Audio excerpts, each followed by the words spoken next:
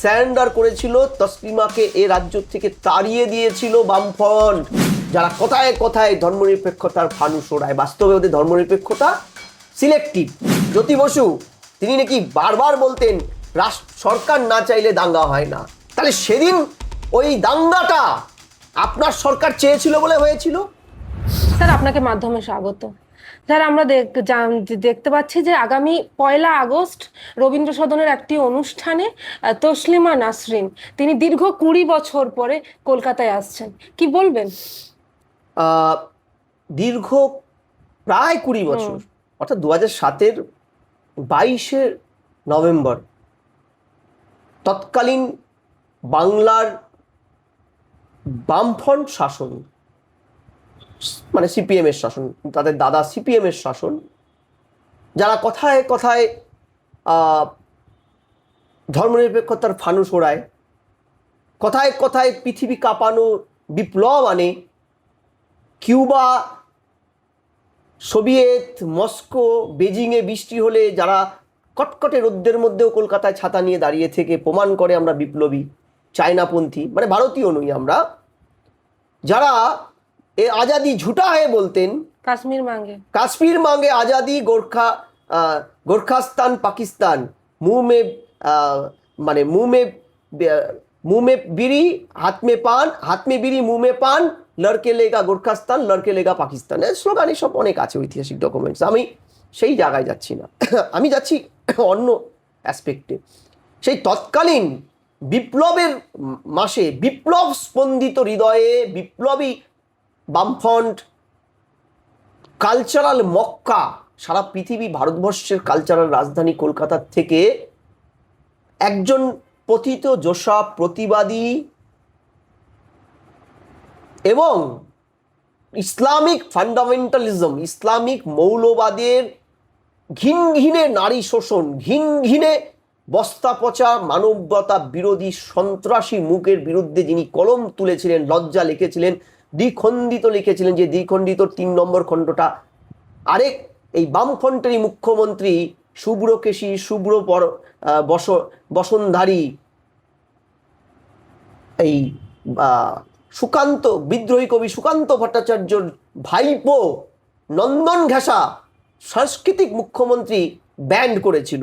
সেই হেন রাজ্যে সেই দিন কুখ্যাত ইদ্রিস আলী, তৃণমূলের বিধায়ক ছিলেন, মৌলবাদী, এবং কুখ্যাত জামাতে উলেমাই হিন্দের নেতা, পরবর্তীকালের তৃণমূলের রাজত্বে আসর জুড়িয়ে মন্ত্রী হয়ে একাধিক দাঙ্গা যিনি ঘটিয়েছিলেন বাংলায়, সেই সিদ্দিকুল্লাহরা যখন উগ্র ধর্মান্ধ আচরণ করে কলকাতা তছনছ করে দিলেন, সেদিন কিন্তু বামফ্রন্টের পুলিশ এবং বামফ্রন্টের প্রশাসন, বামফ্রন্ট দল তাদের কাছে অস্ত্র তুলে দিয়েছিল, স্যারেন্ডার করেছিল, তসলিমাকে এ রাজ্য থেকে তাড়িয়ে দিয়েছিল বামফ্রন্ট। এবং বাঙালির জীবনে, বাঙালির ইতিহাসে, বাঙালি সাহিত্য চর্চায় রবীন্দ্রনাথের এই কলকাতায়, পশ্চিমবঙ্গে, বাংলায় সেদিন নতুন ইতিহাস তৈরি করেছিল মৌলবাদীরা। সত্যটা কে নিয়েছিল লেখার? বামফ্রন্ট, যারা কথায় কথায় ধর্মনিরপেক্ষতার ফানুস ওড়ায়, বাস্তবে ওদের ধর্মনিরপেক্ষতা সিলেক্টিভ। যদি এটা হিন্দু মৌলবাদীরা করতেন, সেদিন বামফ্রন্ট সারা পৃথিবী, ওয়াশিংটন হিরিয়ে দিত, ভুবন জোড়া বিপ্লব এনে দিত। এই সুজন চক্রবর্তী, আর এই যে আমার শতরূপ ভাই, যাহার আছে বহু রূপ, সেই শতরূপ, যে যার রূপে এতটাই মহিমা তা যে কোথাও গিয়ে একটি নির্দিষ্ট ধর্মাবলম্বীর লোকের দ্বারা কেউ যদি নির্যাতিত হয়, সেক্ষেত্রে তারা নির্যাতনকারীর ধর্ম খুঁজে পায় না। আবার ঠিক উল্টোটা হলে নির্যাতনকারীদের ধর্ম খুঁজে নিয়ে তারা নালায়েক আলীদেরকে লেলিয়ে দিয়ে নিরপরাধ মানুষকে মব লিঞ্চিং করে মারে। আমার প্রশ্নটা সেদিন ছিল যে সেদিন আজকে যে কুজন চক্রবর্তীরা আজকে এইসব কুযুক্তি খাড়া করছে, যে সেন্ট্রাল গভর্নমেন্ট কি করছিল, আমি উত্তর দিচ্ছি। সেন্ট্রাল কমরেড আপনারাই তো বারবার 34 বছরে বলতেন law and order state subject, আপনারাই তো কথাগুলো বলতেন। জ্যোতি বসুর সেই কথাগুলো, আপনাদের নেতা জ্যোতি বসু তিনি নাকি বারবার বলতেন সরকার না চাইলে দাঙ্গা হয় না। তাহলে সেদিন ওই দাঙ্গাটা আপনার সরকার চেয়েছিল বলে হয়েছিল। আপনারাই তো বারবার বলতেন ল অ্যান্ড অর্ডার শেষ সাবজেক্ট, তাহলে সেদিন ল অ্যান্ড অর্ডার ডেটোরেট করার জন্য সেন্ট্রাল গভর্নমেন্টকে টানছেন কেন? সেন্ট্রালের দোষ ছিল। সেন্ট্রাল যদি ওই ঘটনার পরে আপনাদের 356 জারি করে আপনাদের বঙ্গোপসাগরে লাথি মেরে তাড়িয়ে দিত, ঐতিহাসিক এটা করতো। কিন্তু কংগ্রেসেরও তো টিকি বাধা, কংগ্রেসের তো মৌলবাদীদের টিকি কাছে স্যারেন্ডার করা। কংগ্রেস, তৃণমূল, সিপিআইএম সহ বামফ্রন্টের একাধিক শরিক থেকে শুরু করে বাপ মাপ যারা যারা এই রাজ্যে এই ভারতবর্ষের ক্ষমতায় আসীন হয়ে শুধুমাত্র ধর্মনিরপেক্ষতার রামাবলী গায়ে দিয়ে একটি ধর্মকে তোষণ করেন, তারা প্রত্যেকে এই অ্যাপিসমেন্টটাই করে যায় দিনের পর দিন। প্রশ্ন হচ্ছে আজকে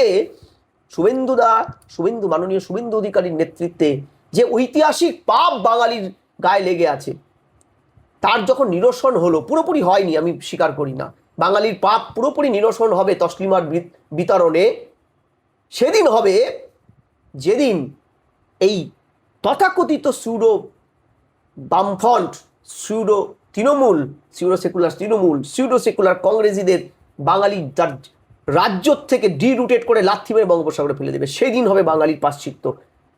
দেখুন তসলিমা, সালমান রুশদি, এরা তো মৌলবাদীদের বিরুদ্ধে লড়াই করেছে। আমি আপনাকে এখানে বলছি আপনার চ্যানেলে, যদি আজকেই বামফ্রন্টের সময় কিংবা তৃণমূলের সময় বা কংগ্রেসের সময় বিদ্যাসাগর ভুলক্রমে জন্মে যেতেন, রামমোহন রায় জন্মে যেতেন, সাবিত্রী ফুলে জন্মে যেতেন বা বেগম রোকেয়া জন্মে যেতেন, যারা ধর্মের মৌলবাদের বিরুদ্ধে লড়াই করেছিলেন, কেউ বিধবা বিবাহ প্রচলন, কেউ সতীদাহ প্রথা নির্মূল, কিংবা রোকেয়া তো মুসলিম নারীদের পড়াশোনার জন্য উদারপন্থী ভাবাদর্শ তৈরি করেছিলেন, আজকে এই বামফ্রন্ট দাঁড়িয়ে থেকে এদেরকে মৌলবাদীদের হাতে তুলে দিত বা ব্যান করে বিতরণ করে রাজ্য ছাড়া করত। দায়িত্ব নিয়ে বলছি, উলঙ্গ সরস্বতী একে হিন্দু ধর্মকে আঘাতকারী সেই MF হুসেন, মকবুল ফিদা হুসেন, যখন এদেশ তিনি নিজেই ছাড়লেন, কোনো হিন্দু তার উপর আক্রমণ করেনি, কোনো সরকার তাকে ব্যান করেনি, তিনি স্বেচ্ছায় চলে গেলেন আরব আমিরশাহীর রাজ্যে, ভারতের নাগরিক। সেদিন এই সিপিএমের লিখনীগুলো দেখবে তো, মুখপাত্রে উত্তাল করে দিয়েছিল।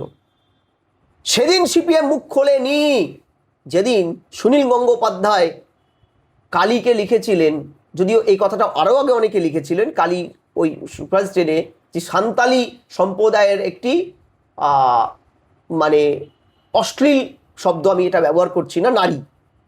সেদিন কেউ এই বামপন্থীরা কেউ সুনীল গঙ্গোপাধ্যায় বামপন্থী লেখককে একটাবার বলেনি আপনি ভুল করলেন।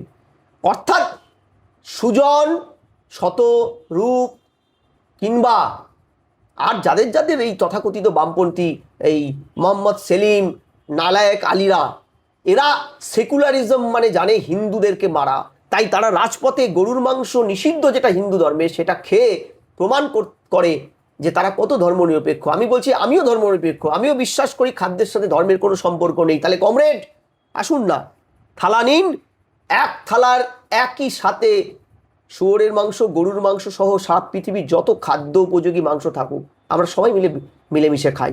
থাকবে আপনার মোহাম্মদ সেলিমও। পারবেন নালায়েক আলীদেরকে এনে ওই টেবিলে খাওয়াতে? না। একটা ধর্মকে ছোট করা আপনাদের শাস্ত্রে ধর্মনিরপেক্ষতা। ফলে আপনাদের হাত ধরে একটা নির্মম বাক স্বাধীনতা, মৌলিক অধিকার, যেটা নিয়ে আপনারা দীর্ঘ লড়াই করেন বলে আপনাদের আপনারা যখন তাকেই তাড়িয়ে দিলেন একটি নির্দিষ্ট ধর্মাবলম্বীদের গোড়ামিকে প্রশ্রয় দিতে গিয়ে ভোটের স্বার্থে, সেদিন নিয়ে আজকে যখন ময়দানে নেমেছেন, একটু দৃঢ়ভাবে আমি বিশ্বাস করি আপনারা শুধরাননি। আপনাদেরই পিতামহর দেশ সৌদি আরব, সোভিয়েতের কবি সাহিত্যিক সলজেনিৎজিকে তাড়িয়ে দেওয়া হয়েছিল, নির্বাসিত করা হয়েছিল। পড়ে দেখবেন ইতিহাসটা। আপনাদের বাক স্বাধীনতাটা সিলেক্টিভ, আপনাদের উপরে আসলে আপনারা তাড়িয়ে দেন আর অন্যের বাক স্বাধীনতা নিয়ে কথা বলেন। তারপরে তৃণমূল দীর্ঘ 15 বছর ধরে তারা সরকার ছিল, তারা কেন কোনো রকম তসলিমা নাসরিনের আশা নিয়ে কোনো রকমের কিছু তো আমরা উদ্যোগও দেখিনি, কোনো রকম কিছু দেখিও নি। না করেছেন। একবার কলকাতায় সম্ভবত বইমেলাতেই বা কোনো একটা অনুষ্ঠানে তসলিমাকে আনার কথা ছিল, বইমেলাতেই তৃণমূলের রাজত্বে, হঠাৎ করে বেঁকে বসলো আয়োজকরা, কোনো এক অজানা কারণে, পরে জানা গেল এটা সরকারের নিষেধ ছিল। এমনকি তসলিমার নাম উচ্চারণ তৃণমূল 15 বছরে কোথাও করেননি। তোমার উপরন্তু আরেকটা কথা তোমাকে বলে রাখি, যে বলিউডের উদারপন্থী মুসলিম গায়ক গুলজার সাহেব, গীতিকার গুলজার সাহেব কলকাতায় আসতে চেয়েছিল, বছরখানেক হয়নি বোধহয়। উগ্র কট্টর ইসলামিক মৌলবাদীদের অবজেকশনে গুলজারের অনুষ্ঠানটা পোস্টপন্ড হয়। সেটাতেও ছিল তৃণমূল নেত্রী মমতা বন্দ্যোপাধ্যায়ের তোষণের রাজনীতির ছল কপটতা, আমরা সেটাও কিন্তু জানি। ফলে তৃণমূল হচ্ছে গ্লোরিফাইড ভিকটিম অফ সিপিএম যেখানে শেষ করে গেছে তৃণমূল নেত্রী, সেখানটাই শুরু করেছে। তাই তুমি দেখবে যে তৃণমূলের রাজত্বকালে আমরা দেখেছিলাম দুর্গাপুজোর বিজয়াষ্টমী ভাষণ আটকে দিয়েছিল তৃণমূল একাধিকবার, কারণ মুসলিমদের পরব পড়ে গিয়েছিল। মুসলিমরা চায়নি, মুসলিমরা কোনোদিন এটা দাবি করেনি। তারা জানে হিন্দু মুসলমান যে কোনো ধর্মাবলম্বীদের প্রবাহিত ধারা একটা ধর্মাচরণ। একই কায়দায় বহু বছর আগে 1982 সালে 24শে অক্টোবর মহাকরণে তখন দায়িত্ব সামলাচ্ছেন প্রশান্ত সুর, জ্যোতিবাবু বিদেশে গেছেন, কেয়ারটেকিং মুখ্যমন্ত্রী তিনি হঠাৎ স্বরাষ্ট্র সচিব রথিন সেনগুপ্ত, রাজ্য পুলিশের ডিজি গোপাল মজুমদার এবং কলকাতা পুলিশের কমিশনার নিরুপম সেনকে ডেকে এনে অর্ডার ইস্যু করলেন যে হিন্দুরা 27শে অক্টোবর যেহেতু মহরম পড়ে গেছে দশমীর দিন, আপনারা 27শে অক্টোবর রাত্রি 10টার থেকে 28 তারিখ টানা সারাদিন প্রতিমা বিসর্জন করবেন না, 29 তারিখ করবেন। অর্থাৎ ধর্মের নির্দেশ কি আছে, ধর্মাচরণের নীতি কি, এগুলো কিচ্ছু আসে যায় না তাদের। একই পন্থায় তৃণমূল নেত্রীও করেছিলেন। অর্থাৎ অ্যাপিসমেন্ট এদের হচ্ছে বেস্ট ডিফেন্সিভ ব্যাকগ্রাউন্ড, এরা ধর্মনিরপেক্ষ কেউ নয়।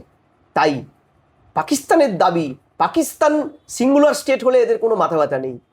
ভারতকে একই দাবিতে ভারত যখন ভাগ হয়ে হিন্দুদের জায়গা হলো, এখানে হিন্দুস্তান করতে গেলে এদের যত গাত্রদাহ।